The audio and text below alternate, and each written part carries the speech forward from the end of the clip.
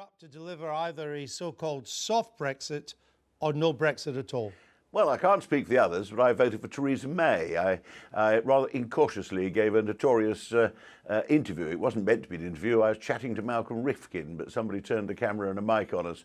And I said, apart from calling her a bloody difficult woman, which the Tory party probably needs a bloody difficult woman to read it at the moment, I compared her with Margaret Thatcher and said I was going to vote for her. I gave a vote for one of the younger ones first, but I always told Theresa I'd vote for her. She was the only serious Prime Minister candidate who was standing, in my view. Okay, well, so you voted for somebody you thought was a difficult woman. She's being difficult in ways you don't like. Your side of the Tory party, you had your chance to put up somebody more in line with you. Instead, you just shut up. So why the complaints about it not going in your direction? I'm not making any complaints. It's not Theresa's fault we're in the dreadful mess we are. She was on the Remain side. She made a very good speech during the campaign on the referendum, setting out the economic case for being in, setting out the security case for being in, which as Home Secretary she was particularly expert in. It wasn't her fault that not a word of it was reported anywhere in the national media. Now, my views have been the same, I'm afraid, really throughout my adult life for the 50 years I've been in politics. And my views have been the mainstream policy of the Conservative Party throughout all that time. Sure. I don't expect to have a sudden conversion on the 24th of June. And I think what I owe to my constituents and to Parliament is that I exercise my judgment. I make speeches giving my reasons. I make the best judgment that I can of what is the national interest. I understand that. I'd be a terrible hypocrite if I started voting in favour of a yet unknown and unfinished plan to leave it. No, and that's not what I'm asking you. But how many Conservative MPs do you think you can count on to oppose this so-called hard Brexit? Is it 40, 20, 10, 5, 1?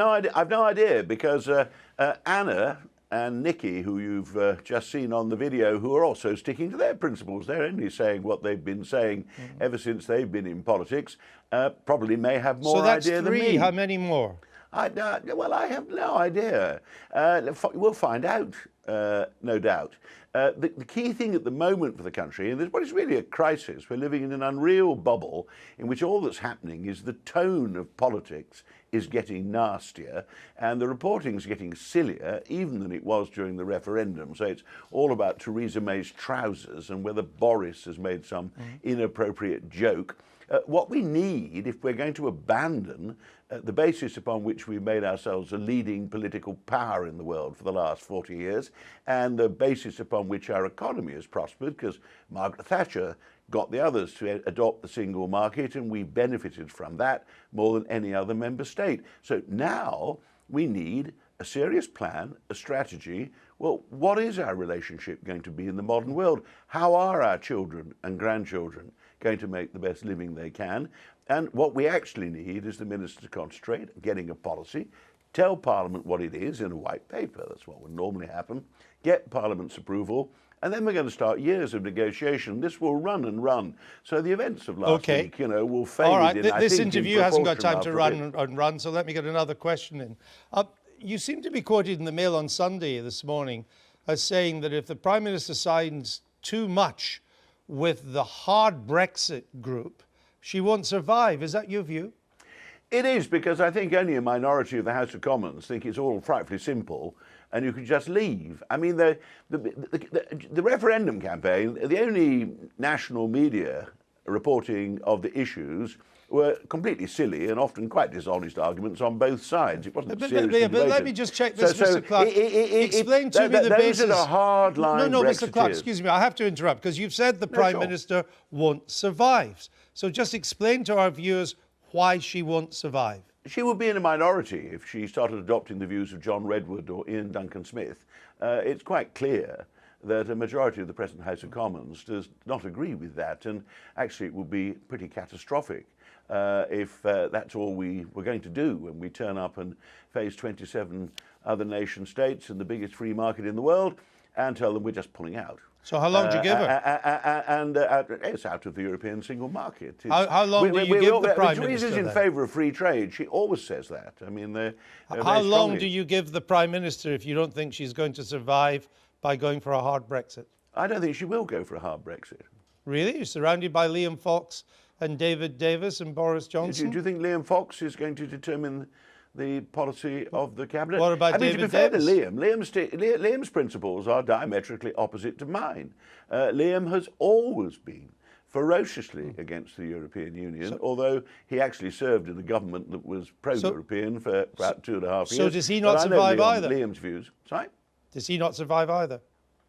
Look, you're trying to reduce it to my trying to forecast cabinet reshuffles, which I haven't a clue whether there's going to be a cabinet reshuffle. They may all be ministers for the next, 10 years. I have no idea. What I do know is that Liam Fox and me, but also I think Liam and the majority of his cabinet colleagues don't start from the same place.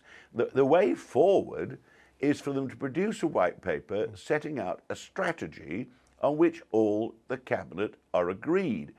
People should stop leaking the cabinet papers they're getting. They should stop leaking against each other, ministers should.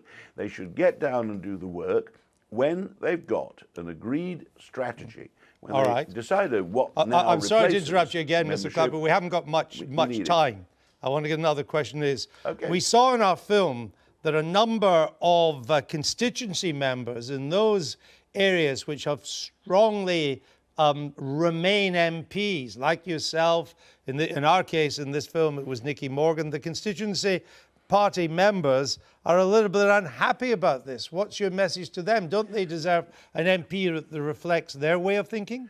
Well, Leavers are unhappy and Remainers are very grateful. I mean, being ladies, they get more spiteful emails than I do. Mine don't go in for the abuse they do on women, the sort of sad people who sit down to abuse their because you're not on email, but I get Mr. more Clarke. I get more for Remainers. And I think I'm a great fan of Anna Soubry and of Nicky Morgan. Don't agree with them on everything. It's not just because I agree with them on this, but they are women of principle, and their views they're putting forward are the ones they've always held. And I think we're doing the government a favour by saying what it now depends on is your success in agreeing a policy and then explaining to us and the public what you want to do. I should be surprised if they manage that by the end of March. I think it's best to get the policy right first, but we shall see. Have you been invited then, if you, as you say, you're trying to be helpful to the government? I'm not sure the government thinks that, but that's what you say. Have you been invited to this meeting in Downing Street on Wednesday for the soft Brexiteers? No, I haven't, because I haven't been joining any of these groups. I mean, I think it'd be fair to say most of my colleagues, most journalists like you, Andrew, know exactly what my views are. I've been propounding them for several decades, so no doubt those that haven't had this kind of discussion with their colleagues before have been invited. I didn't expect to be invited. Theresa May, I get on perfectly well with. I know I've had conversations with her, but no, I'm not invited to this particular meeting, but I don't think there's much significance in that. And what do you think of the way that Downing Street has handled Nicky Morgan?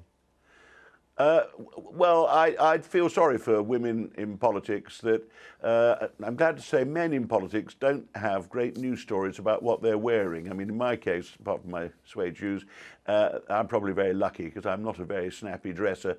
It just is tedious in these days that we still have absurd, sort of pop newspaper stories. Yeah, but it was a women woman that about what they're raised wearing. the issue of a woman prime minister's clothes. Which maybe changes the dynamic a little bit, but did that commenting on the Prime Minister's trousers, is that really grounds for banishment? No, of course it's not. If Nicky and Theresa, I hope, will have some serious political discussions, and if they want to have an argument about what they're wearing, obviously I think all their closest friends would advise them to keep that private. I'm sure they would have. I mean, it just is absurd. And given that, the party appears to be deciding that it's been ordered on the 23rd of June to change its policies about Britain's relationship with the world. It needs to be taken seriously, and this low-level stuff is filling a vacuum before serious discussion starts. Right. Ken Clarke, thank you very much for helping to fill our vacuum this morning. And no one, of course, would ever criticise how you dress. I will make that clear. Of course. Of course. Now, You didn't frankly have the balls to put country before party.